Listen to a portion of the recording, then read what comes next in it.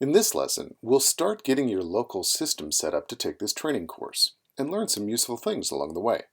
Now, just to be clear though, we're setting up a learning environment and will not be using production settings.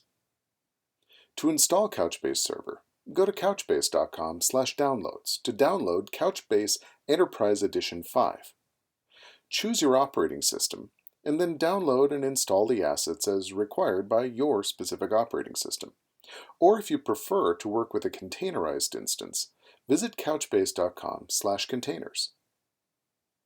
When you run the Couchbase Setup tool to set up a new cluster, you'll assign a name for the cluster, along with an admin username and password. You'll provide the hostname and IP address, or accept the defaults, and paths for the data and index files, unless again the defaults work for you. Then you'll assign memory quotas for each service, and indicate whether to use standard or memory optimized indexing. For detailed information on memory quotas and indexing, check our documentation and online articles. Once your installation process is finished, your browser should open to the admin UI at localhost 8091. Navigation's on the left. The UI opens on the dashboard where you can quickly review cluster-wide metrics. The Servers screen lets you add, remove, configure, and rebalance the nodes in your cluster. The Buckets screen lets you create and manage these top-level containers and their documents. The Indexes screen lets you review the definition, type, and status of each of your indices. The Search screen lets you define full-text search indexing and run test queries. The Query screen is a full-featured UI for building and running NCL queries.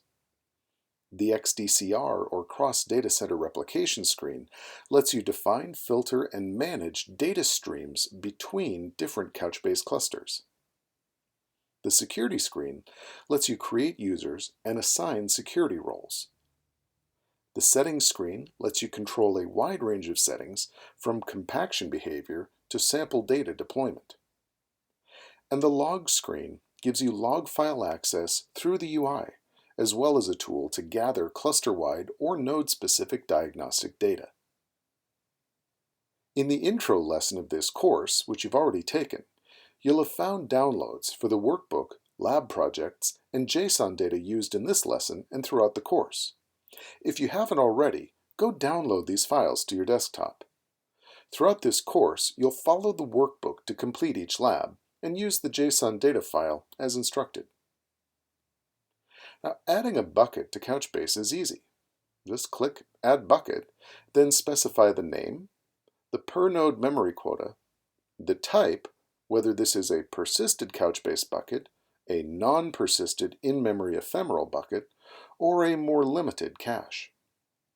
Then you'll set your replica count, up to 3 replicas per document, remembering that replicas never reside on the same node as their active document. So you must have as many or more nodes in your cluster as your chosen replica count.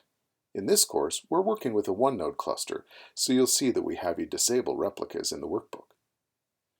Then you can choose your XDCR conflict resolution method, choose whether or not you want recently used documents fully ejected from memory, or if their key and metadata should remain. You'll choose whether this bucket should have a higher priority relative to other buckets, and if you wish, choose bucket-specific compaction settings, overriding the cluster-wide defaults. Now we assume from other courses you've taken, all this makes sense. If not, go take a look at the CB130 course. Last, you can choose to allow data in this bucket to be purged, which is useful during development, but likely a bad idea in a production system. That's why we give you the choice here. So the basics of setting up a user for security purposes are straightforward. On the security screen, add a user and assign a username, password, and 1 or more security roles. In this course, we take a simple approach and create a bucket-specific user account with full access to the bucket. More granular, network-integrated approaches are possible also, but they're beyond the scope of this course. Couchbase Enterprise Edition includes a powerful new tool called CB Import for bulk loading data into buckets. Data can be loaded from external JSON or CSV files in a variety of ways. Very helpfully, This tool lets you define document ID generation patterns based on data extracted from each document. Also, very helpfully, CB import is wicked fast. For coding in this course, we're using Microsoft Visual Studio Community 2015 in the videos. You may be using a different version of Visual Studio, but the approaches we show should work in all variations.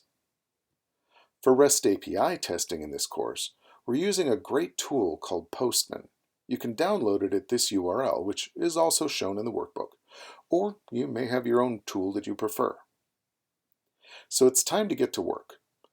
Go to the workbook and complete Lab 1. You're going to download Couchbase, the course files, and any other tools you need. Then jump in and follow the fully documented steps to get yourself up and running for this course with loaded data and configured security. And when you're done, come on back. In the next lesson, we'll talk about configuring your code to connect to a Couchbase cluster and bucket.